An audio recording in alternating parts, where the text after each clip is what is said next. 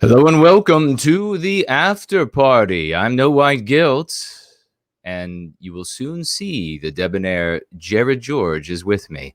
Folks, make sure that you bookmark the website address, theafterparty.tv, because I just had two more videos deleted by YouTube. The first one, over a year old, was British Blood, a video with a raft of stars from the white positive sphere. And the second, which also contained one of those same stars, Laura T., was also deleted. That one was called Laura T. of Defend Europa on Changing Political Landscape. So please do, theafterparty.tv, bookmark that page. Appearing on the honors roll call today is the other Laura, right here in the chat tonight. I think I saw her already. And Darcy, Cassius, Gregory, Wayne, Evillian, Van Diggle, Mobile Scotty, and the Good Girl. These wonderful folks are monthly supporters. I appreciate their support for White Wellbeing and their moral responsibility. As for the Super Chat crown winner of last week, the crown goes to, as if there's any question in the universe, Roy Danton, for investing a total of $500 in the after party and $500 in the last message to the West competition, a whopping $1,000. If I actually had a glittering crown, it would be his. I most humbly thank you, my dear friend and brother. And second place was Try to Improve Your Life, investing $50. Thank you and congratulations as well. Super Chat on YouTube, Entropy, Ko-fi, or the familiar alternative. Links are in the description. Jared and I evenly share the Super Chats with our guests here on the After Party. And today, we are going to open the tap wide as it goes for Jeff Winston of White Art Collective fame. Jeff is a writer, musician, filmmaker, and founder of the White Art Collective. While Jeff has always been proudly and unapologetically white, he only became an activist after observing the unprecedented hostility toward white people and white culture during the run-up to Donald Trump's 2016 election. In response to the unrelenting anti-white propaganda and attacks on white culture, Jeff founded the White Art Collective in order to preserve, promote, celebrate, and expand upon European culture. Jeff is a Midwesterner at heart, but currently resides in the hellscape, not too far from me, of Washington, D.C. area. Jared, please take us into the conversation. Hello, I appear on your screen. And that's amazing that two after-party episodes, both featuring Laura T. Where am I on this thing? Where am I? I can never tell. With the deck of cards thing we have with StreamYard. Laura T. Tap episodes being targeted. I wonder if that has anything to do with her We Were Never Asked campaign, doing that with our friend Mark Collette across the pond in the UK, and the effectiveness that they're having with that and Patriotic Alternative. You know, they don't like when they see people actually being competent and effective. It kind of goes against everything that they tell you about us, everything they tell the mainstream people about us. And I guess that's what we're going to talk to briefly. Jeff is able to join us a little bit before the well-known Saturday night live stream that White Art Collective does every Saturday night at 9 Eastern. So he hopped on here, and we have him for about an hour until about 8:30 Eastern. And we were talking and realized there's so much going on culturally. And this is something that's near and dear to all three of us here. And we all both participate and try to cultivate others to do the same, to do creative works in all kinds of ways, art making and culture making in general. So we realize that there's a lot going on and there's a lot coming up, and wanted to just use this episode to take stock of that a little bit. And Jeff kind of outlined some video, some content makers, some artists, all kinds of people that he works with at White Art Collective, and also not people that aren't necessarily affiliated with us. But we just want to start talking about, I don't know if we're going to get to absolutely everything tonight. Obviously, since there's a lot going on, there's a lot to talk about and a lot of great content producers to mention and start to have people check out. So maybe this is the first of a series, but we'll start it tonight and see how much we can get to. And of course, there's probably a lot of people out there that we're not aware of either. So please don't think that this is an exhaustive list, or just because we're up here doing this, that we're omnipotent. We're very busy making our own things. So we try to keep our fingers on the pulse, but we don't know everything that's going on. But Jeff, you do a rather good job of keeping your finger on the pulse, because the main thrust of White Art Collective is to gather all of these artists and present them. So you do have a good overview that you gave us of some things going on. So why don't we get right into it, Jeff? Why don't you say hello, and then we'll start banging through this and getting an overview of the landscape of all this exciting creativity. And we're going our own way. We're walking away from Hollywood and the mainstream, and we're going to be making our own thing. Yeah, hey guys, thanks for having me on the show. Appreciate the introduction. And yeah, exactly. I mean, that's where I'm at and where I've been for a while. Let's go our own way. We've been helping. You guys have, the White Art Collective has. We've been cultivating and creating instances for people to opportunities for people to be showcased. Jason's been premiering music on his channel, and then I really loved Lovely Porridge's video last night. That was really funny. Yeah, so did I. I told him we need more of that. If anyone hasn't checked it out, we put it on our community page on the TAP TV site too, because we kind of are cultivating a little bit too on our own site now. And it's simple. It's an animation, but it's just pictures. It's not moving animation, almost like a simple children's story, but it's so effective. He said to me he just wants to do things that are really simple and will get through to people. And I think that's where we're at now. A few years ago, a lot of people were having, the big thing was debates, and people were kind of working out the programming and the way that we've been taught to think. And certainly as more people come into this, those straightening that out is important. It's never going to go away. And also for all of us that are in this, it's still, you drift sometimes because of the way you grew up and the culture all around us. So it's not like once you realize these things, you're good forever.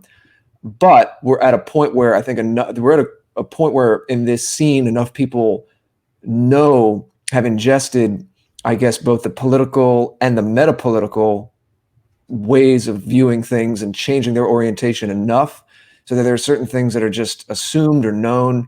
And that has provided this fertile soil where you can start to have people do more creative work now. There's more common points of reference. And, Porridge's video was one such thing. It's funny, it's quick, it's short. It's something that we'll recognize, but you could also maybe send it to certain friends and family, and it'll make them uncomfortable, I'm sure, depending on the person, but it'll hopefully zap them into some kind of an awareness too. And that's the kind of thing we need. Yeah, I totally agree. And I think too, I like you really summarized that well. I think that we went through this period of, there was a lot of kind of like dissection and deconstruction of kind of enemy propaganda, enemy art, and kind of figuring out how all of this got through to us and how we've been influenced. And a lot of us had to go back and be like, oh man, I liked that movie, and now I have to look at it differently, etc. And so like you said, we've kind of like taken all that information in, we've kind of recalibrated our worldview collectively. There's enough people, there's enough, like you said, and reference to, and it goes beyond memes now. It's more than just meme deep at this point. It's more meaningful than that. Nothing against memes. I do think that they're valuable, and they're kind of their own art form, I think, as we've discussed before. But it's time to like take things up a notch or two, as far as our production value. Again, like your contest and the spooky short film contest, we're starting to get some money behind these things. I think that's a huge, it's a very white pilling thing for me, that we can even get people enough trust in organization to pull those kind of things off, to have prizes in the thousands of dollars. That's a huge improvement from even just a year ago trying to do something like that. There was just so much kind of like atomization and people, everybody just kind of doing their own thing. But I can very much see it starting to coalesce. And so I'm very excited about, what's on the horizon with all of this. So it'll be fun and exciting to see how it all develops. If I could jump in for a second, and just everyone, if just to let those know who were asking about turning up the volume for Jeff, we'll just have Jeff speak up a little bit during the show tonight so that he's hoarse and can't speak during his show. And Jared and I will move our microphones away a little bit so that you can set a volume that you'll be able to hear Jeff just fine, if that'll work for everybody. But I did want to mention something because it's an important point worth mentioning and leapfrogging on what Jeff just said. And that is that, and there's this other talking about artists, and there's this Unwashed. His name is Nick, I think, or something of this nature. And I think he's doing these advent calendar where he's doing impersonations, doing a fantastic job at the impersonations. He did Mark yesterday. I don't know who he did today. And Laurel actually introduced him to me. Talented guy, and we'll reach out. And I've actually he reached out to me back in late October initially. But the thing that I wanted to mention was he did a video about art and how it's really anti-white. He was referring, of course, to it as leftist, but we understand it to be anti-white. And now we just had Jeff talking about how having these prizes that are it's going to attract artists. Nobody's going to be able to run out to the Cadillac dealership and buy a car from winning in these contests. And that's really not what we're trying to do anyhow. We want to build at a steady pace so that we attract the right kind of folks who are actually committed to white well-being, rather than people who are just showing up for some dollars and then they want to head to the hills. You can imagine somebody who shows up and he or she has a lot of expertise, access to a lot of high-tech equipment, could say the words that they agree with us, win prizes left and right of our pittance that we have in this community to pass around, and really be anti-white, really be taking that money off to have celebrations with their anti-white buddies and what have you. So we want to build slowly. We want to know these content creators. We want people to be having conversations with them so that it becomes increasingly difficult for a counterfeit to enter our sphere and just come in and win a bunch of money with some tech knowledge and access to equipment down at CBS or whatever it is. But this is the really important thing, because Nick was in his video was talking about this particular subject and what makes the art scene so anti-white. And he gave some ideas, which I don't dispute. Things like anti-whites are maybe more comfortable in unstructured, reckless situations, whereas people who are going to serve white well-being are going to want some more structure in their lives. And this is, I guess, is a big difference too, to point out when you confuse this right-left paradigm with the reality for our people, which is, are people serving white well-being or are they anti-white? We can have people who are serving white well-being who absolutely flourish in some rigid conformist scenario, and others that would come unglued in that sort of scenario. So this is not the real world for us is not a right-left paradigm. But the real difference, and Jeff was just speaking to it right there, and this is what you really have to remember when it comes to art. I know you all get this, but it's worth repeating for everyone who's new, and a big hello to everybody who's new. And that is this: the reason why anything gets put in front of your face is because people with money are buying it and putting it in front of your face. The reason why Nick's art scene, where he was a DJ in Cardiff or whatever, I can't remember whatever city or town it was. The reason why it's anti-white is because the owner of the place he worked at is anti-white. Or the owners, whatever they are, they're anti-white. He did a skit of some nature where he ragged on some anti-white positions, and then he was fired. It's what I say all of the time. There's no real mystery here. The owner, the people who pay the piper, are the ones who call the tune. When we saw, whether this may be true or not, we saw this information come out, abundant information of the anti-whites by way of the CIA, maybe true or not, funding campaigns in the US and around the world to promote this just spirit innervating, spirit soiling expression that they then chose to call as art. The only reason it made it out into the public sphere is because there was money to make it happen. There was money to put it in everyone's faces. That is the reason. It's not because, I mean, I really get frustrated, and that's why I had to jump in here. It's not because anti-whites are so talented. I mean, how many times do I have to hear from absolute nitwits that, oh, well, this particular we'll just anti-white grievance group, they are just so naturally talented. Oh, really? How do you know? Well, they're in all the movies. No, they're in all the movies because the people with the money making the movies hire them to be in the movies. Well, all of these certain musicians, they're all anti-white. So there must be, if you're anti-white, that must mean you're really talented. No, what it means is that the people with the money are giving the record deals to their anti-white friends and allies and etc. That's why, because they know the damage they're going to cause to civilization, to Western civilization, by putting these anti-white bastards in your faces, in your children's ears. It's not because these people are innately talented or more artistic or more visionary than anyone else. It is because you have sick anti-whites with the power to decide who's going to be the DJ in Cardiff. And so when Nick decided he was going to go a different direction than, and if that's not his name, I apologize. But if he decided he was going to go a different direction other than anti-white, he was fine all the way up until that point when the anti-white owner said, wait, what did he say? Wasn't anti-white? Gone. That is how, and that is why your artistic centers are anti-white, not because leftists or anti-whites are innately artistic or talented or better actors. For Christ's sake, I'm sick and tired of this kind of stupidity. And so I just had to point out that, yes, indeed, Jeff is absolutely 100% right here by saying that we're going to, by having prizes, by doing like I say here, no support shaming, and I'm going to pass it. I'd like to hear Jeff's opinion on what I just said.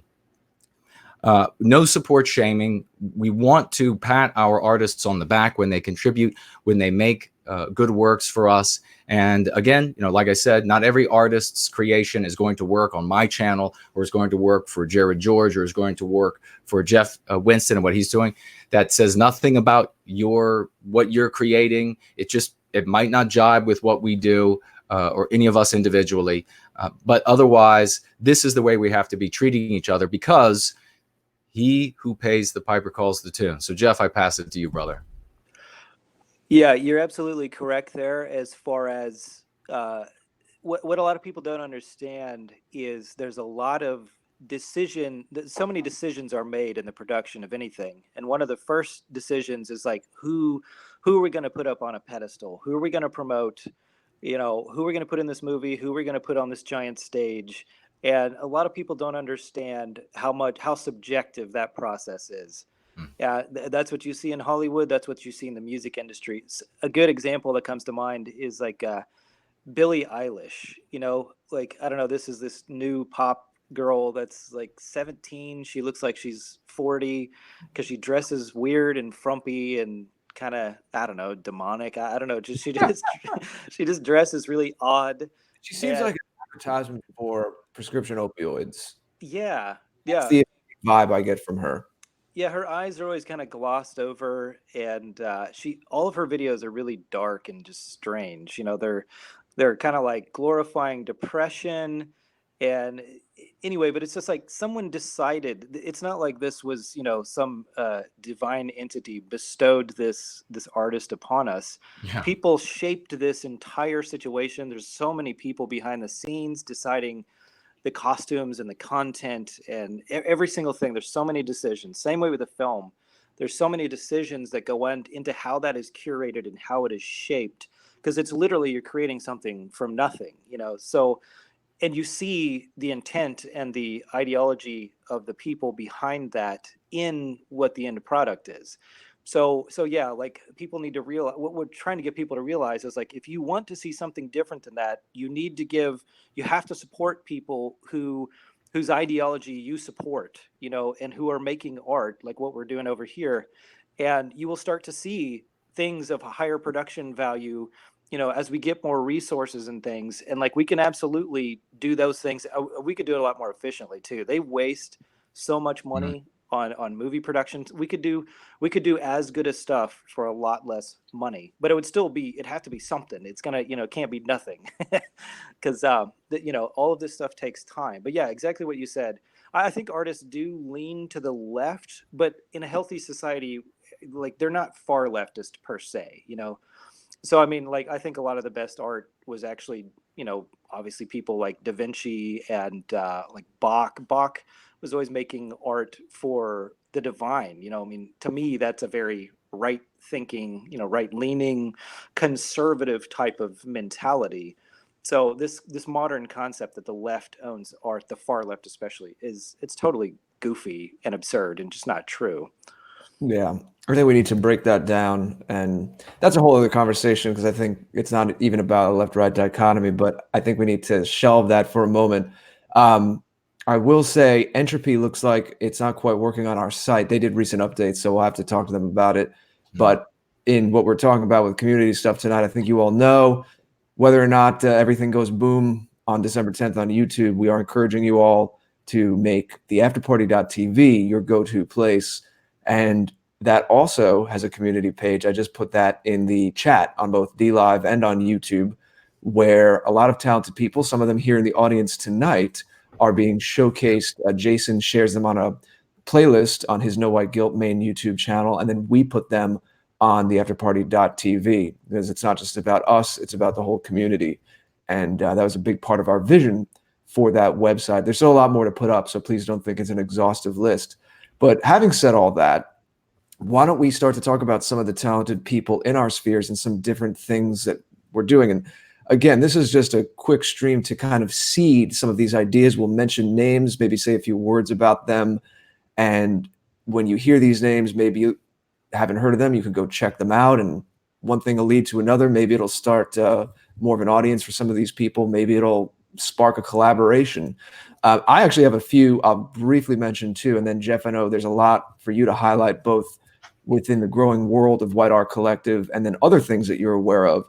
But also on the afterparty.tv, Jason and I have a page called Links to Peers, because we thought not only people who directly work with us, whether they work with us or not, we wanted to just kind of have a reference for some people out there doing things. Not everyone, I'm not going to list everyone on that Links to Peers page. Some of them are well-known content creators that you know, and maybe they have a merch store, but we're talking about people who have some kind of cultural creation going on. So I'll just briefly mention there's Michael Kingsbury of Celtic Films. He's doing micro-budget films, talking about getting a lot done. They're very nicely shot, but he does almost everything himself, and a very small budget. But he's made 3 films kind of showcasing what was going on in the gulags and getting our attention on that. So, and a lot more coming from him as well. I know he wants to do something with his Celtic heritage and druidry and things like that. I saw a trailer about that. I know we're going to talk about White People's Quarterly Magazine, but in terms of a craft thing, because this is culture as well, there's the Mighty White Soap Company. Palestra Media by Jonas Nielsen in Sweden is doing documentaries. I think some of you might know him. There's a guy called Pressing Productions doing some amazing drone video work. We're linked to him. There's Spirit of Yule by Survive the Jive. I think you all know Survive the Jive, but this time of year I couldn't not mention that there's an amazing illustrated book about Yule that he did last year, and now he's, of course, promoting it again at this time this year. And then speaking of those guys, they're also friends, of course, with the Golden One. And while a lot of people have merch, the Golden One's Legio Gloria is more of an aesthetic kind of thing where there's something actually being said with the symbols and the artwork on his shirts. So I think it's worth mentioning him as well. So those are some of the people, not all of the people, on our Links to Peers page on the afterparty.tv. But I just wanted to briefly mention that it have some kind of skin in the game with cultural creation. But now, Jeff, I'll turn it to you. Why don't we talk about your world first, what you're doing with White Art Collective and what we can plan to see in 2020, the artists you work with, and then we'll take it from there. Yeah, absolutely. So we're working on quite a few shows. We have our flagship show, Saturday Night Live Stream, which we're going to be doing here just shortly. That's our main one, and we just launched a few weeks ago. We have Friday Unplugged Now, hosted by Hyrith, one of our musicians. She's very talented and she's a great hostess. Last night she had on For Null, and he played a killer set. So yeah, we're already 3 episodes deep on that one. We're working on a Wolf Shield. One of our guys, one of our biggest supporters, and I are going to be doing a movie review show. Basically, we're going to just it's going to be all like comedy. We're just going to make fun of communist propaganda, basically. I think the first movie we're going to do is The Last Jedi. So he and I did a test launch on that, or test stream on that earlier this week, and I think we're maybe going to launch next week or sometime very soon.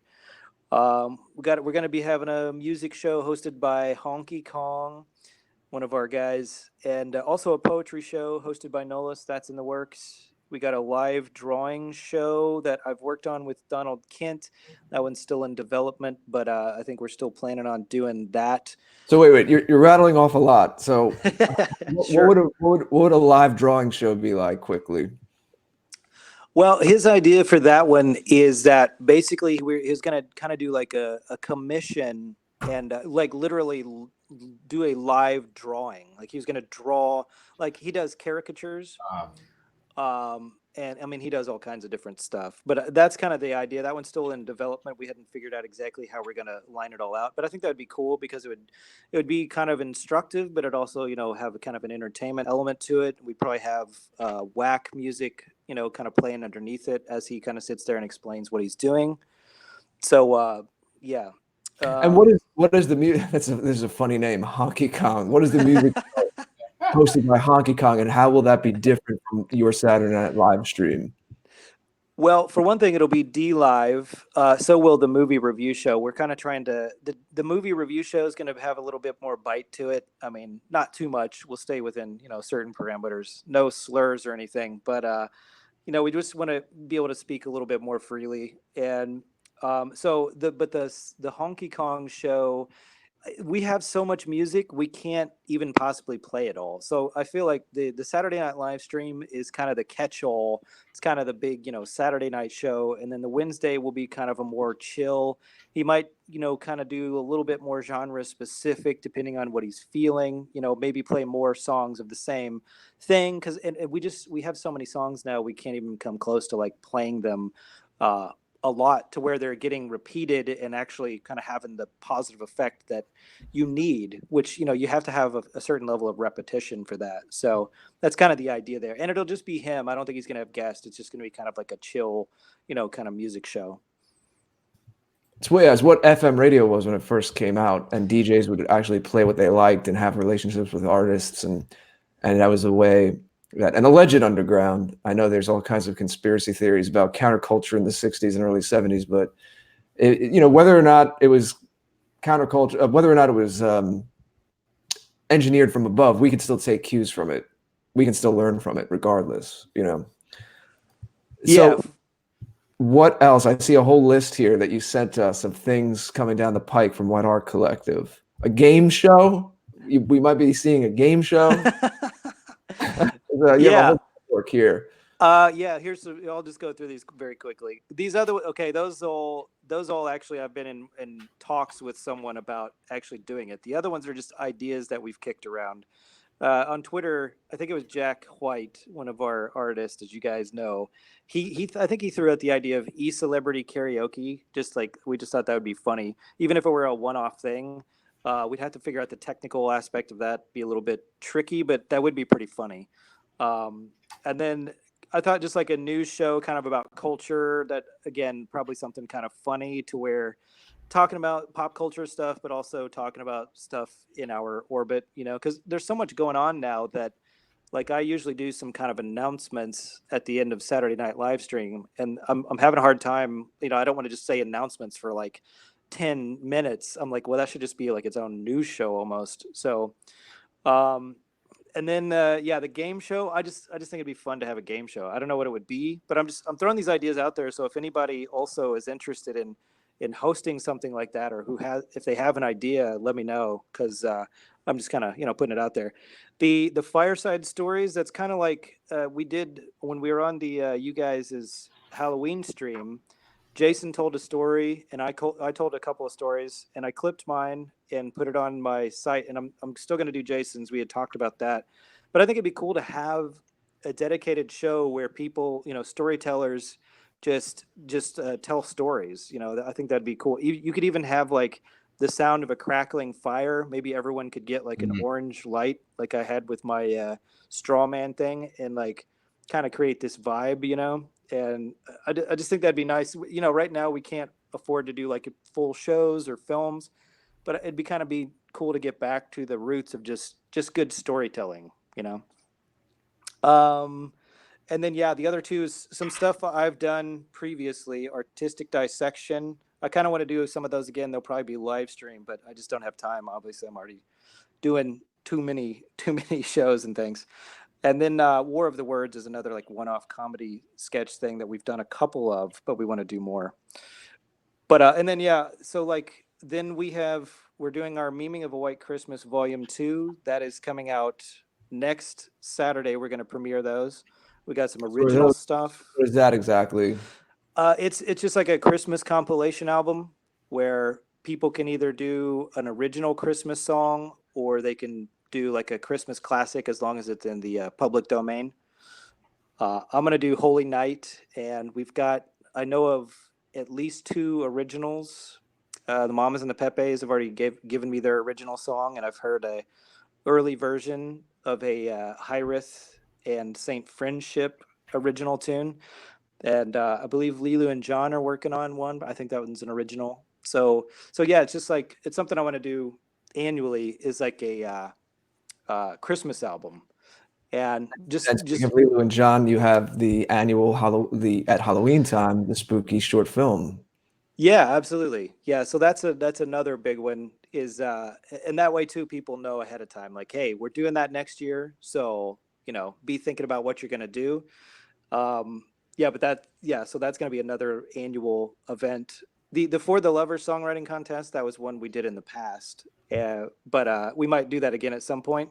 The one coming up, I think after the Christmas thing, I think we want to do something like to bring attention to our political prisoners, because that's something artists kind of tend to do. Somebody reached out to me and asked me if I'd be interested in doing something like that, and I think it's a good idea. So yeah, I think we're going to do that probably in the winter time. But and then we kind of just do like some fun stuff in on like within the Whack Pack sphere, just on Twitter and stuff. Like we had this Dangdo Derndo. It was just kind of an organic thing. It was a goofy song that I wrote, and everybody started doing covers of it. Their own version of it, yeah. And that I think we've got like, I don't know, like 10, 11 maybe, like covers of it. There's enough for a Dangdo Derndo album. Yeah, we got to have the compilation, the Dangdo Derndo compilation. Our audience, the way that term Dangdo Derndo is supposed to be delivered. Sorry, what? Can you give our audience a little taste of how that is supposed to be delivered? Dangdo Derndo, like that. That's the chorus, everybody. There it is. Dangdo Derndo. Make your own version of the song. This is something you talk about too, where there's a lot of heavy stuff going on in the world, obviously, and sometimes there's heavy stuff and unnecessary stuff going on in the general scene. Not quite so much in our sphere, because we try to keep ourselves clean, but sometimes people might not realize that you need that silliness too. And I know you're big on that, because that's part of our biospirit as well. And we need to remember, we can't lose ourselves in this. We need to be more of what we are and still live our lives, live the lives that we're here now. This is all that we know.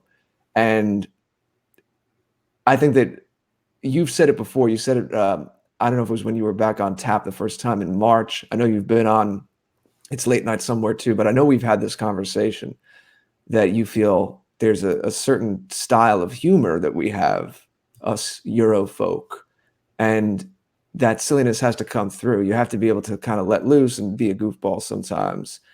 And I know some people might not understand that and say you always have to be doing political analysis, but political analysis is not life. It's one part of life. Mhm. And we're trying to have a life here together.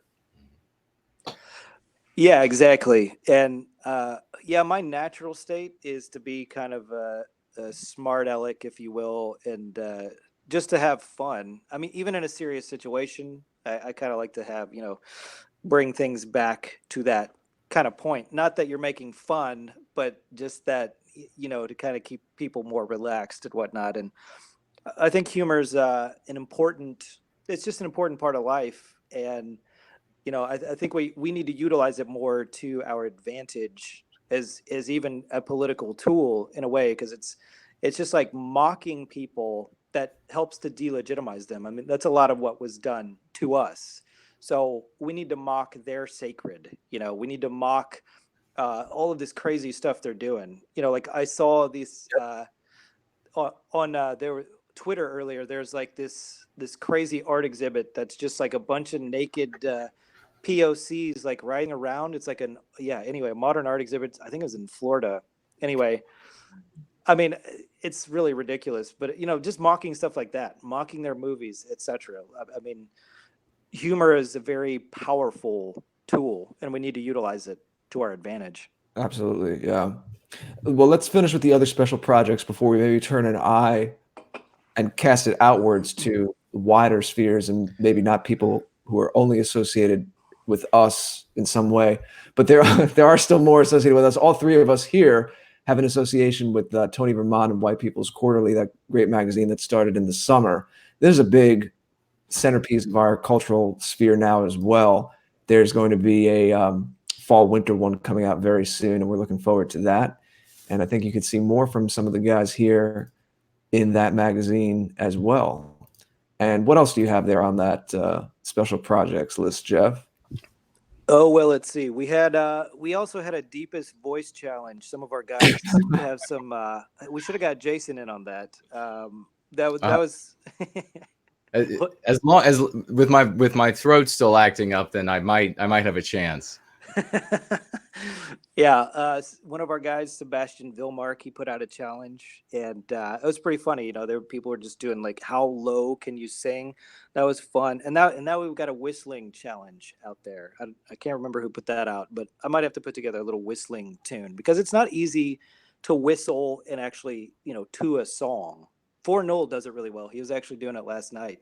Mm-hmm. But yeah, it's a special talent. And so anyway, it's just kind of funny people doing stuff like that.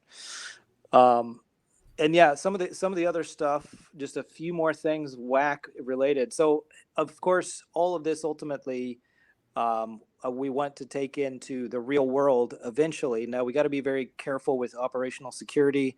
There's a lot of people who don't want us to have our own events and things.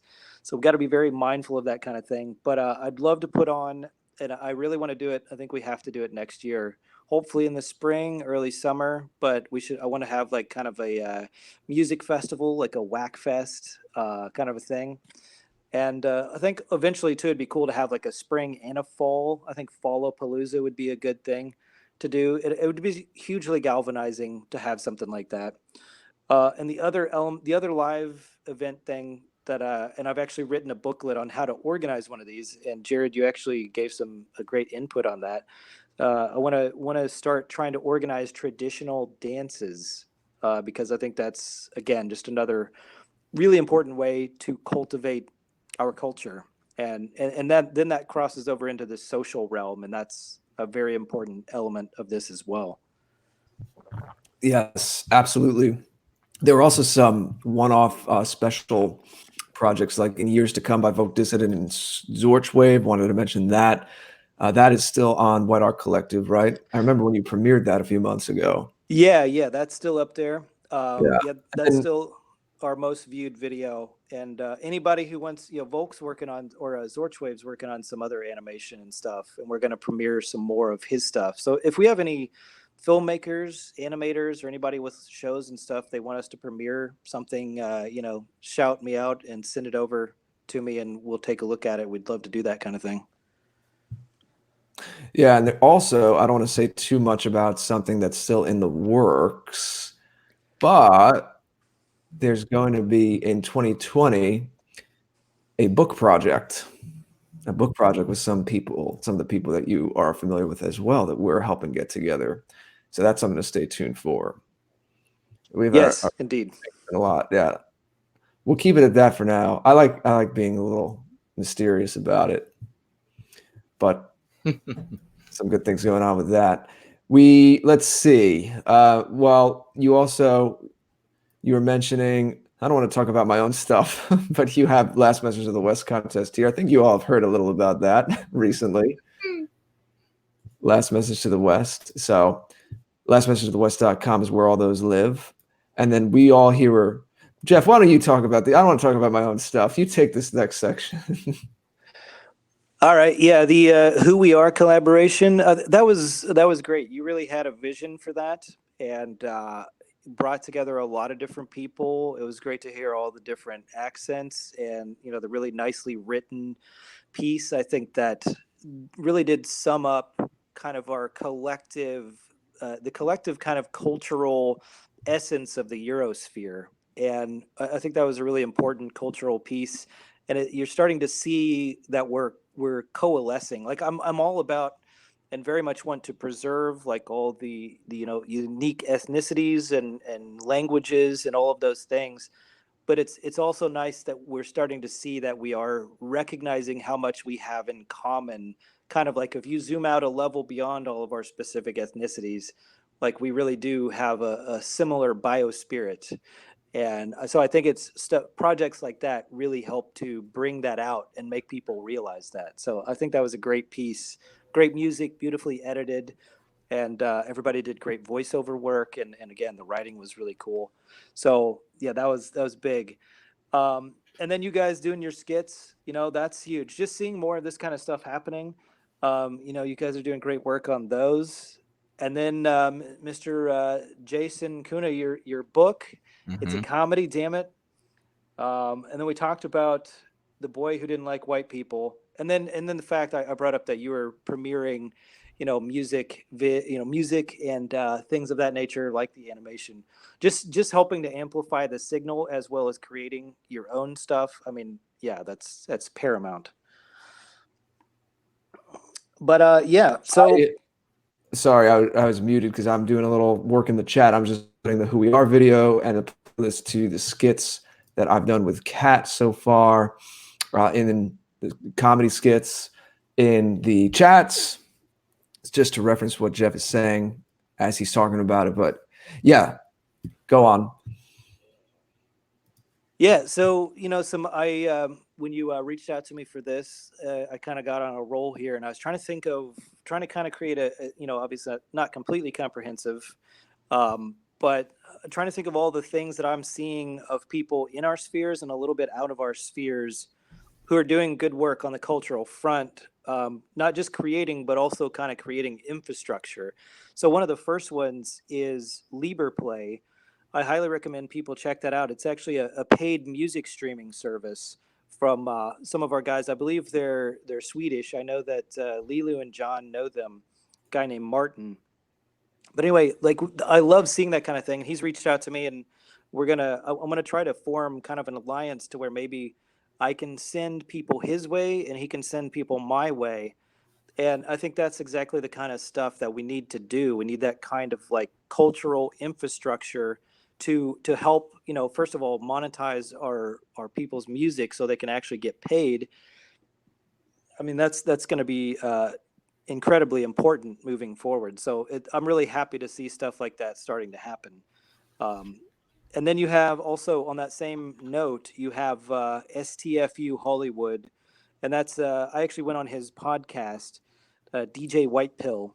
But so he's built a site that kind of like gathers all right-leaning movie reviews, and he's got some White Art Collective stuff that we've done, and he's got stuff from other sites that are just, kind of more critical of Hollywood and that kind of thing. So that's really interesting to see people doing stuff like that. He's really doing really great work with that, and we need more of that. Because I wrote an article for this upcoming issue of the White People's Quarterly about artistic critique.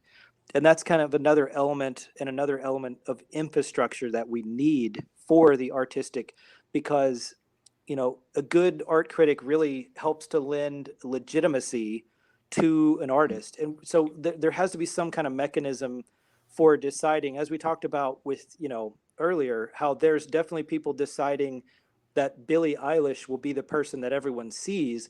Well, we also need to have an infrastructure in place. How do we decide who should be put up on the highest pedestal? So you have to have some kind of a structure for legitimizing what people are paying attention to. And they're not like the end all be all, but they have like that public sway, kind of like Rotten Tomatoes. That's an interesting point, and I do want to get through some of the other ones, so I don't want to belabor this, but I'm a creative person, and I was very happy to put forth something, like be an organizer for something like Last Message to the West, but I typically don't like taking my time to critique other artistic works.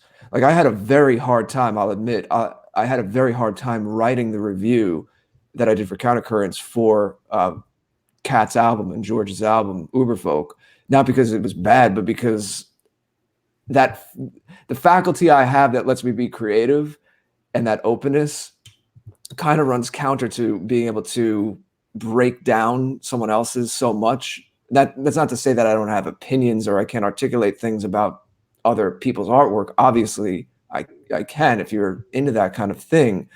But there's just a different personality and a different faculty, I think, for someone who's a true critic. Like that's not what I'm here to do. I can use my points of reference and what I know about aesthetics and being creative myself and cobble enough together to hopefully say something useful about someone else's work. And, they'd reached out to me to do that to help promote the album. And I was very happy to do so. But I realized that that is not my thing. But when you were just saying that, and I'll just briefly leave it at this, when I was younger, I used to think, it's kind of BS. Like why are there album reviews? And there's all these famous instances of like classic albums were trashed when they first came out and the critics didn't get it. But then I'm thinking to myself, you're right, Jeff. If there's no mechanism for that, like imagine an art scene where artists would put stuff out, but there was no place to discuss it. There was no critique. There's no breaking it down, even if sometimes the critics are off. You're right. There's a piece of the puzzle that's kind of missing. So I'm glad that you said that. It does lend a legitimacy. And even if the general audience is not everyone's going to write their own article, at least it'll give them something to bounce off of. Like they'll say, hey, I agree with that critic, or no, I don't agree with that critic, or make them think more deeply about it. So, it's tricky. Sometimes criticism, especially with music, it's so tough to write and think about music. It's so the most abstract art. Sometimes, as I said, music critiques are kind of BS or all over the place, but at least it gets a conversation going. There has to be an ecosystem. I think that's what you were getting at. There has to be an ecosystem for this. And the critique is part of that ecosystem. And then more importantly for what we're doing, as you were saying earlier, critiquing the mainstream, critiquing the regime, absolutely have to do that, absolutely have to destroy and take down their legitimacy. But why don't we continue? Because I know you have some more going, but why don't we continue this list? And by the way, Jeff, this list that you compiled, very helpful before this episode. Why don't we make sure we'll put this in the notes, like maybe on the TAP TV side. Is it okay if I copy and paste this whole list? And please do. Comments to the YouTube too. So this will be there for everyone to reference. But yeah, you have, Mark Brahman had contributed with Zurius, and Zurius is another great culture creator. We should definitely mention him. His music, of course, is big in this scene. But they got together and they did a video for Last Message to the West, which we deeply appreciate.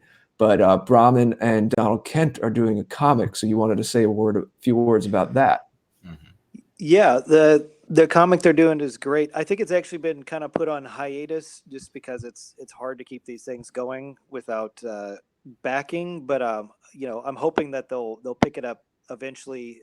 You know, perhaps down the road when maybe we can get these things more well funded. But regardless, the first issue is really cool, and just people doing this kind of thing is positive and moralizing, and it's a very interesting comic, and I'm just curious to know where it goes. So I hope that they'll keep going on with that. But yeah, it's really well done. Donald's one of our artists within the Whack Pack, and he's a musician as well as a visual artist. But his comic book work is impeccable.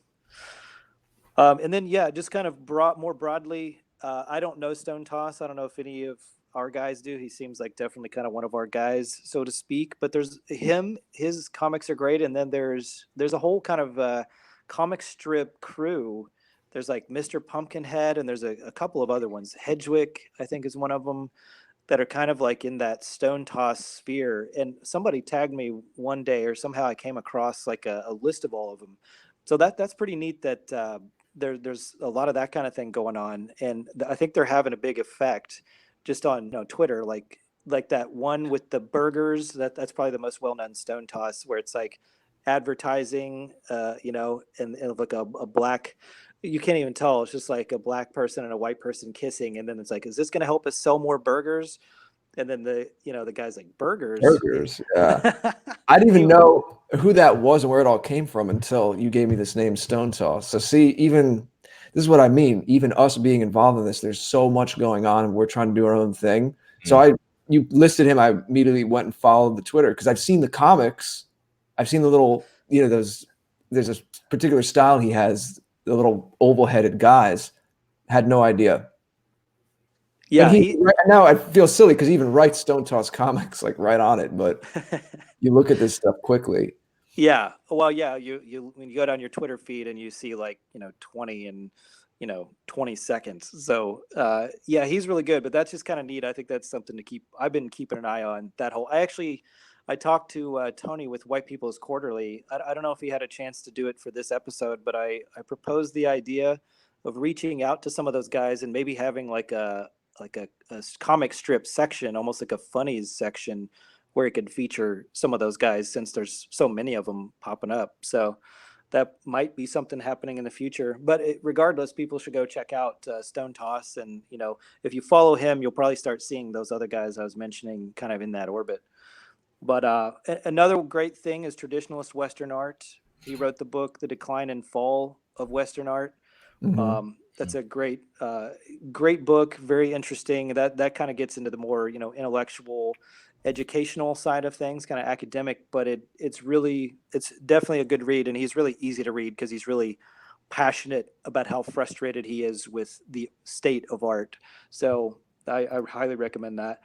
Pretty much everybody knows Black Pilled, I'm sure. He does great film culture analysis. I mean, again, I think that kind of stuff is very important, as well as the creation itself.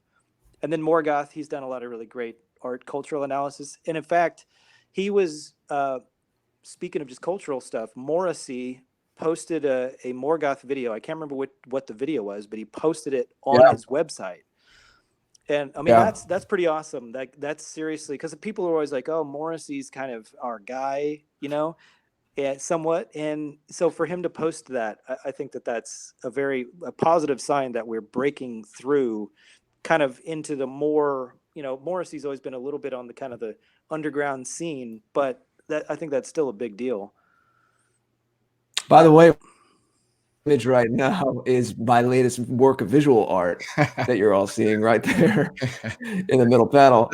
Hyrith reminded me, I don't want to sound, it's hard to not sound self-promoting, but Hyrith reminded me in the chat that I actually write poetry. Yes, so poetry on my site.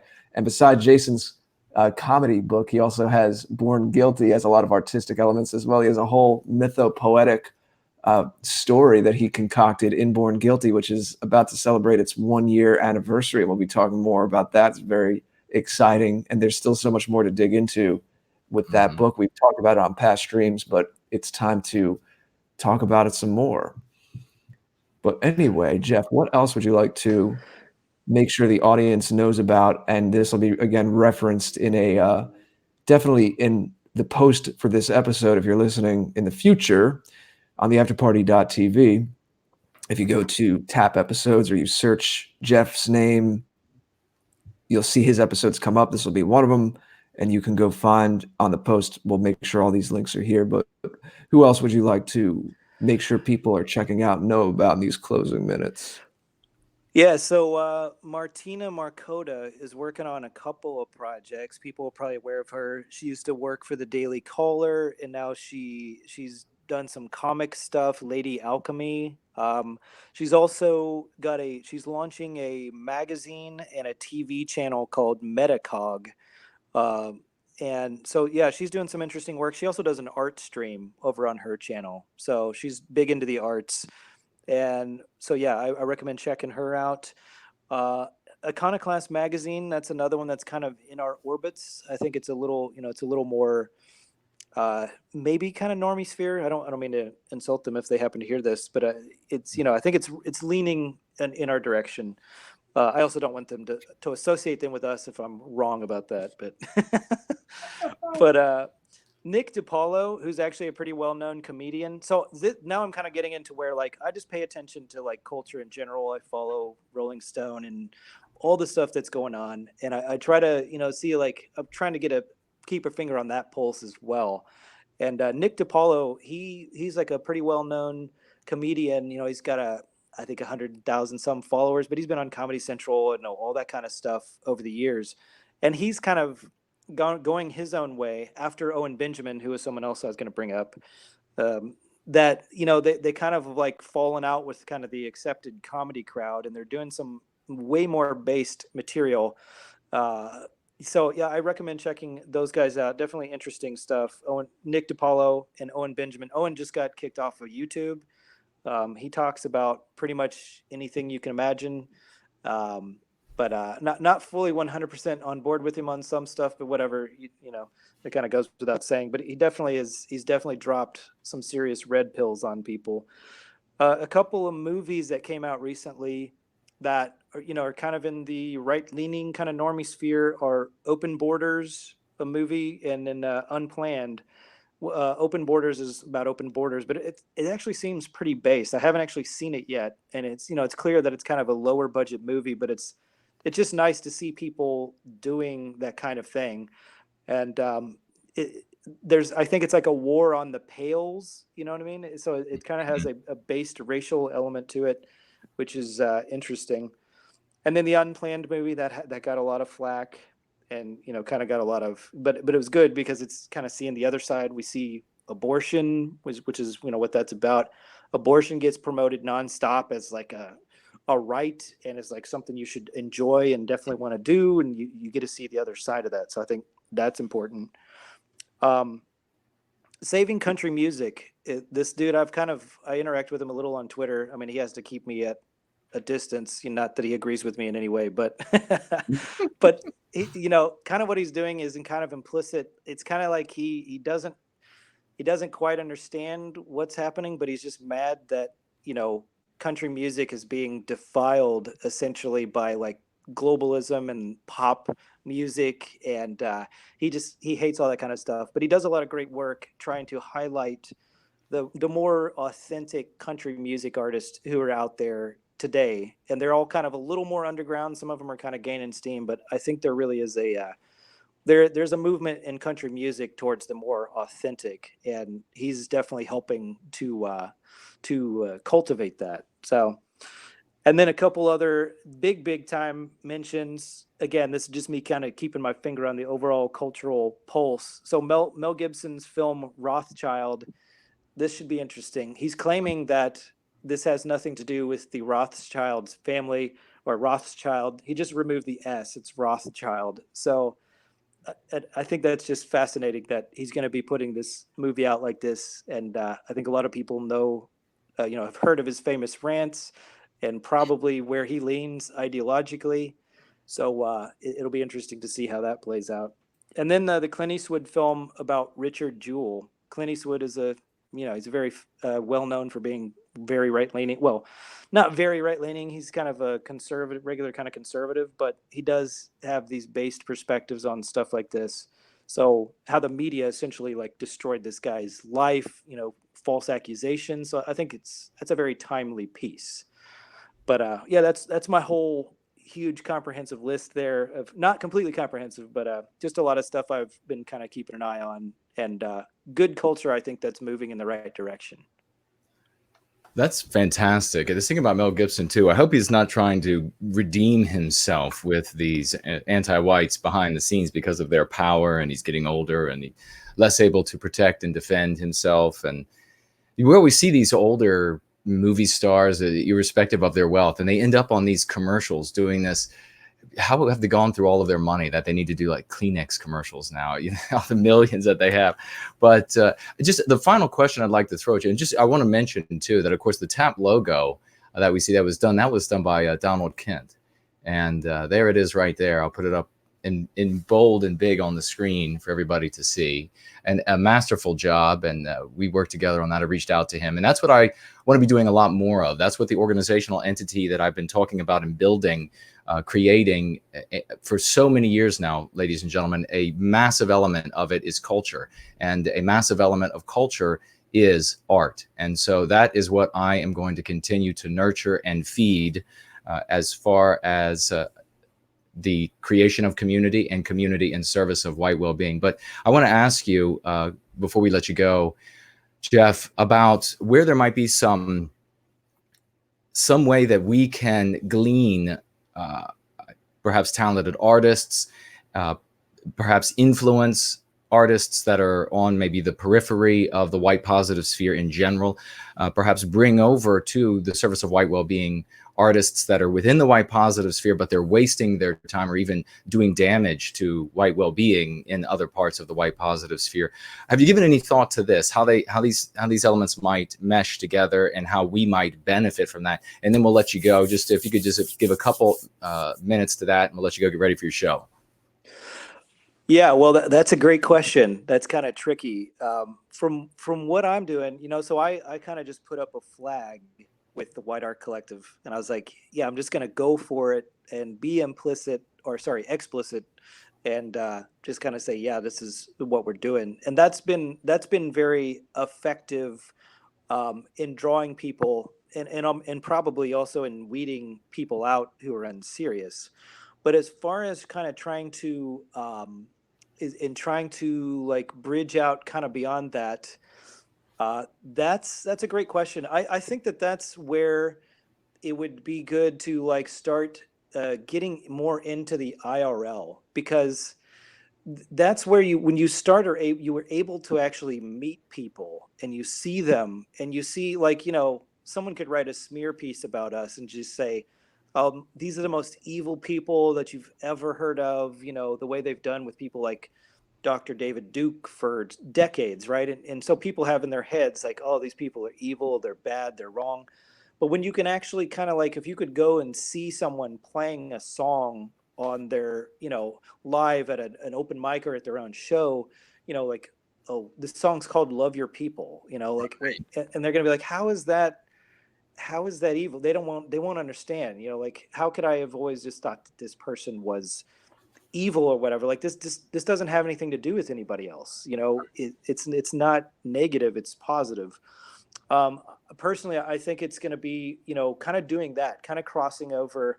I've got some ideas on how to kind of start creating kind of like content creator affiliates of kind of what we're doing. Aside from like doing a lot of shows, I think having that localized presence of people cultivating local culture.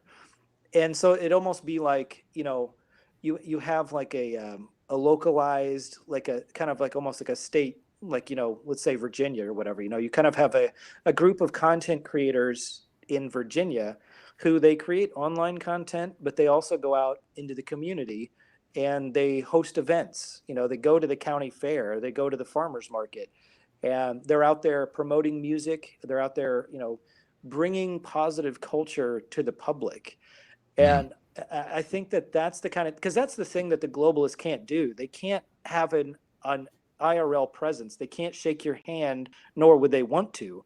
They can't give you a pat on the back, So I think that that's going to be a huge element of it. It's just, and I know that's not easy to do. It's a lot easier to say it than it is to do it. A lot of people are concerned about operational security. A lot of people are concerned about, that kind of thing. But I think that there's also a way to do it to where it's more implicit, to where if you're just creating culture, you don't have to talk about politics, and you're kind of communicating what you need to through the culture, and you're going to pretty much find that you're on the same page with those people politically anyway, but you can speak in cultural language, So I think if we can get people in that mindset, functioning at a more localized level, I think we'll start to bring more people into the fold who are kind of on that periphery, and they're just not sure about it, because they don't know who are these people behind these avatars, like that makes people nervous, and I don't blame them, So I think that's really what it is building. We're building significant community online, and we got to take that out into the real world. Very well said. Jared, do you have anything for Jeff before he jumps off here? He's running out of time. 20 minutes till showtime for him. Well, I did my own little artistic stunt there. That was a performance art piece. I like to call Impromptu. computer problem number 37.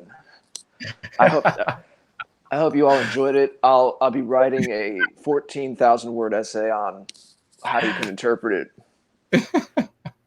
How am I sounding? I'm actually on my phone right now. You sound fine. All right, that's good. Well, unfortunately, I missed some of Jeff listing some of the last people. I caught what you were saying, Jeff, the last few minutes about people meeting up. And the implicit thing, I think, makes sense. We've spoken about this a bit. It's come up a bit. I know we talked about it with Survive the Jive. And I had similar experiences where he was trying to, make connections and do his thing in media and journalism. I wasn't in journalism, but I was in creative fields too, somewhat. And we talked to Lana about this as well. The people who are anti-white, and this was years ago before some of these things were more formed in me, I could articulate these arguments or the kinds of things I'm doing now online. But there's still, I think, a certain personality and character traits that were just there. And the anti-white types or, progressive anti-white, that whole milieu, we could just smell it on each other. And the thing is, what Jason was saying earlier is they're the ones with the cultural power and money right now in the mainstream. And so we have no choice but to start our own thing. I like to think about it as there's a great opportunity cost, and it breaks my heart to think of how many talented artists are sitting out there who in another day, in another age, would have had – it's always tough to be an artist. You're always going to be on the fringe. There's not somewhere to go the way that you would to business school and join an office job. It's a different trajectory and a more winding path with the arts, I think, in any era, anywhere. But at least there would be some kind of cultural support. We don't have that. I think it might be really damaging people's lives to not have that they can express. And so that's why it means so much to me of being able to help facilitate that as I do it myself. I want to do even more creative work myself because I'm realizing more and more that, after doing things like organizing the contest, that's really where I want to be. I'm not really here to be a political commentator. There's obviously other people that do it far better than I do. Yeah, Jeff, I guess not really a question, but just going along with what you said about the implicit thing. I don't know if I could go do that. If I could show my face at live venues now, it might be a little, people might eventually figure out who I am, and it might get dicey. But I have to figure out other ways. Maybe there'll be one day ways for me to do something in a performance capacity that would be more organized among us. But for people who are out there and you're not showing your face, Jeff's absolutely right. Implicitly, and this is what I was getting about talking Lana's past, Survive the Jive's past, my experiences about how you just smell it on each other. Something was off. I knew this years ago. I just knew, like, even though I was artistic, I couldn't bring myself to live in the hipster neighborhoods. Just quick example. And my friends and I were extremely creative. We just lived to create things, anything, just for its own sake. But couldn't bring myself to move to the hipster parts of the city I lived in.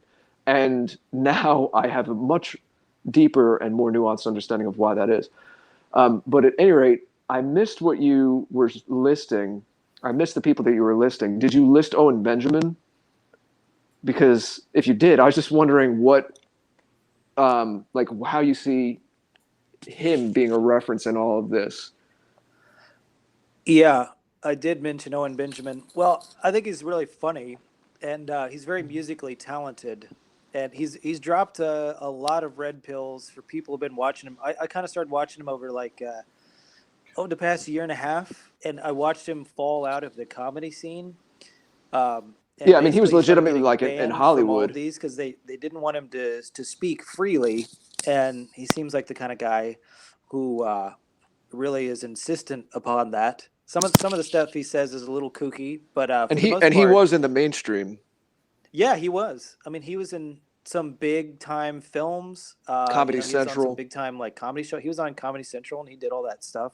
I think he had like specials and all that kind of thing. So I mean, yeah, the fact that he went from where he was to this, like where he's at now, and he's not even on YouTube. He can't even have people, just live stream on YouTube. I mean, it's just absurd. But I mean, yeah, Yeah, I asked because I'm not familiar, and I know like there's certain things he says in our direction, and there's other things that's very not. I don't think that he's really into, from what I know, white identity. But I know we don't have a lot of time. You got to get ready for your stream. But is he doing anything now that you would say is culture creation, or maybe in the critique? Is that why you mentioned him more in the critique category? yeah, it's more critique. He does good analysis. He did a really great episode talking about Seinfeld without a laugh track, how it was like a really sadistic show. I saw some of that. I actually sent it to Jason. I did see some of that. That was interesting. Yeah. Now, as far as his white identity, he's totally off base. Like I don't like he takes it all the way to he's kind of like Stefan Molyneux tier. He takes it all the way to right before, and then he stops. And in that way, I sometimes I'm like, that's odd that you would stop there, but whatever. We could debate why he does that all day long. But I think his analysis is good. I don't listen to him. I actually stopped listening to him because he seemed to kind of like to be trying to hold people from going to white identity. So yeah, that's good that you bring that up because I specifically he did some good analysis. But as far as don't listen to him on white identity stuff, he's wrong. He's just objectively wrong for our purposes, So like, yeah, there's that. All right. Caveat. Well, I don't want to keep you because you have to go do the White Art Collective stream, and we do encourage everyone, and we have new people here too. Please go over at 9:00 to White Art Collective and listen to what Jeff does and the artists that he presents. There's a whole thing going on there, growing, and you have to go check it out.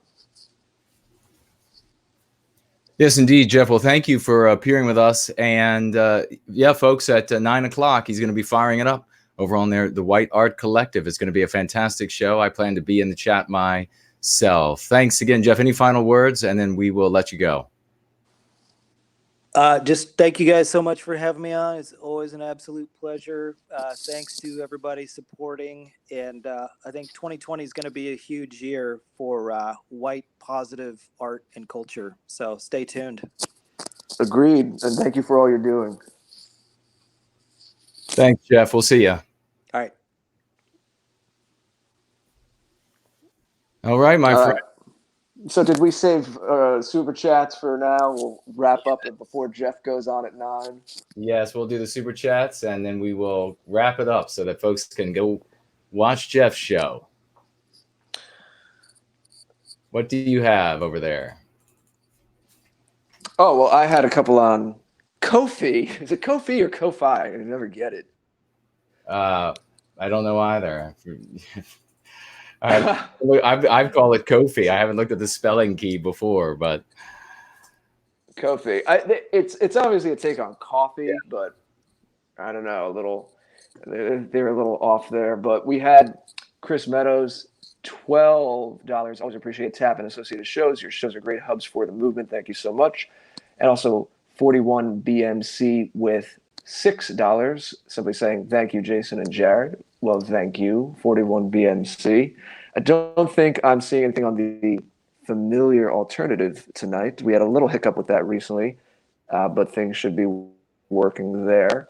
So that is what I'm able to see from my great control panel here that just crashed on me, but I was able to get some of it back up. Do you have anything over there for us, Jason? Yes, I do. And ladies and gentlemen, remember, if you do super chat, we always want to make sure that we read your super chat. We might clean it up a bit if it's a threat to the channel.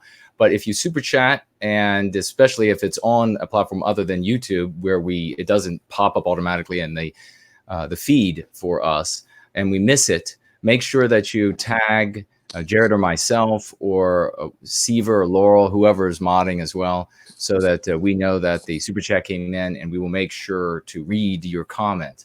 We had a little earlier, we had Pamela, the great, lovely Pamela, Cedar Creek, super chatting $9.99, writing, "Hello, everyone. Red Ice member here. We can get started now."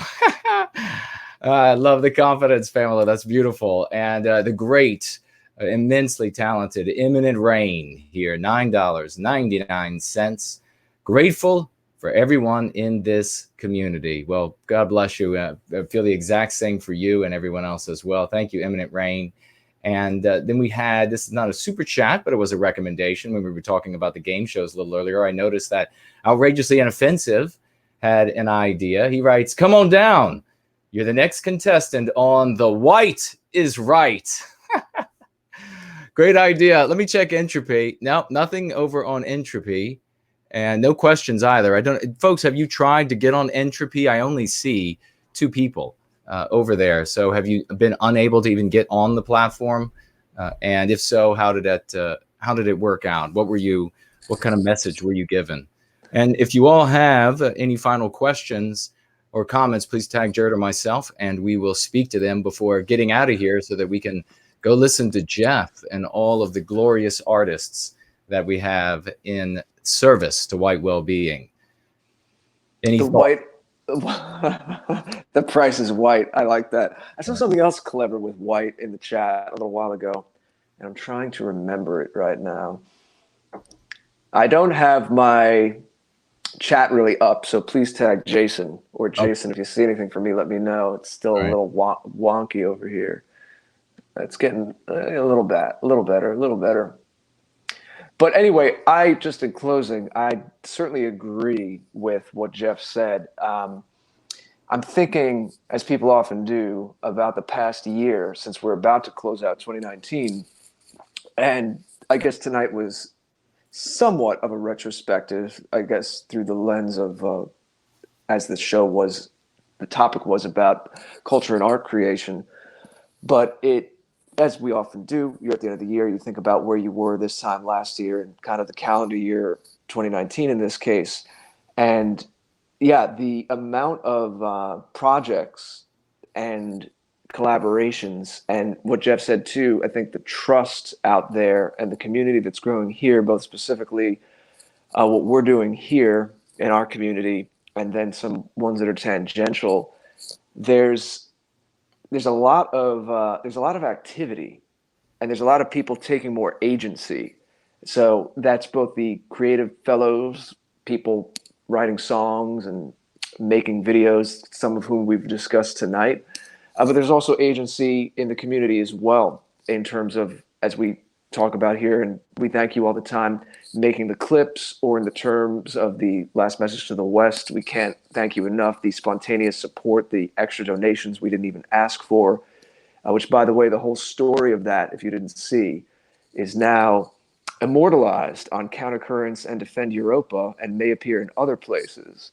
But there's an article I wrote kind of wrapping up the entire history from when Parge first gave the idea until giving out the prizes recently, everything that went on in the last message to the West. So please do see Countercurrents and Defend Europa. They're up there now. It's you go to thegreatorder.com, my website. You'll see the links there as well. But yes, that is one thing, one project within this larger theme of there is more confidence, there is more agency, and there is more just energy around these things. There's we have our people doing political commentary. We will do our version of it when we need to. You know, there's certainly things that need to be articulated, and sometimes Jason and I will give our spin on it. But I'm very, very excited about the very topic we spoke about tonight, the cultural creation. There's so much more going on now, and it looks like the trajectory is, as Jeff was saying, a lot more is going to blossom in this coming year. And as I said on a couple streams ago, I keep forgetting and then remembering we're about to go into another decade. And, you know, you might say, oh, it's a random arbitrary date. It's just something on a calendar. But there is a psychology to that. There's kind of, we think of decades as eras. And there is a bit of a fresh start there. And it doesn't mean that all of the issues and challenges are going to go away. They're certainly not. We have to steel ourselves up for even more challenges. But I think this decade, well, I don't want to make a prediction about the decade. I'm not into making predictions, but I'm feeling there's a lot of activity, and at least in the near term, I'm very excited to be a part of this and how everything is blooming. So I'm glad we got the opportunity to do this tonight and focus, kind of take stock of where we are right now. And I guess we'll check in with this topic every so often as we ourselves create things or bring forth people who are creating things. Very well said. And isn't also just a site just came to me. Isn't Poseidon going to be streaming tonight as well? Isn't it Saturday, or did he? Well, he sometimes does his on Sundays, right. But he may very well. He often does Saturday. Let me see if I could check quickly. All right. Well, while you do that, we do have a question from Aunt Sally asking about: do either of us have any plans to be in the UK this coming year? Well, may or may not. Well, you know how travel is when it comes to those in the positive sphere, and we don't necessarily want to give away to the folks who are actually in charge, vicious anti-white, Western civilization, Western kind destroying monsters. So even though we would like to, like the anti-whites were able to have a big celebration and talk quite a little bit about where they're going to be in the coming weeks and months, we can't really do that. This is spy versus spy. It's cloak and dagger. And remember that if you ever think your life is boring, when you're at work and you're pushing that paper across the desk or you're swinging that hammer, whatever it might be, that is your day world. That is your front-facing world. You, my friends, have a cloak that you have to throw around yourself when it comes to this service to white well-being. This is a whole nother world, a whole nother life. So think about the excitement. All of the people who read those spy novels and all of the billions over the years that have been made off movies and books and the like. And this is your life. You get to live it here in service to white well-being. So let me, Jared won't be giving away his traveling plans either. So much. I love the UK. I have been to England, and if it works out, we'd love to meet you. We'd love to meet you all. The beautiful people of the UK. But can't say anything about travel plans. Indeed. Well, let me give a big thank you to you, Jared, and to my fantastic mods here tonight, Laura and Seaver, always doing a great job. And let me give a few salutes. I saw a couple folks in the live chat tonight. I saw Lord Wolfshield. What a magnificent name. I saw Jack679. A big hello to you. Adele was here as well. And over here on D Live, we just distributed to the chest, the Lino points.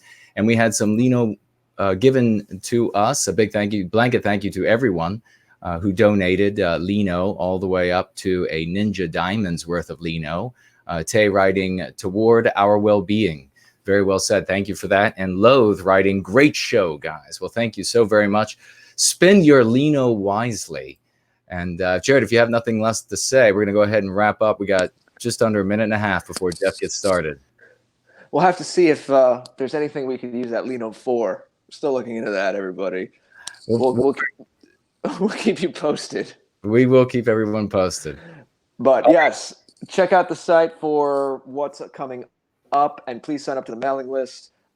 Jason, I haven't even said this yet, but I realized we should probably do a test one before December 10th. So I'm probably going to send out a test mailing maybe over the next couple of days. But please sign up to the mailing list. Go to theafterparty.tv, see everything that we're doing there. That's the hub. Everybody, that's where you go to, especially if nothing's on YouTube on December 10th. You'll find out everything we're doing and how to follow us, all that good stuff. But yeah, go over to the White Art Collective and check out the Saturday Night live stream Jeff does, and we will all speak to you soon. Yeah. Everyone have a great night, and we will see you all again next time.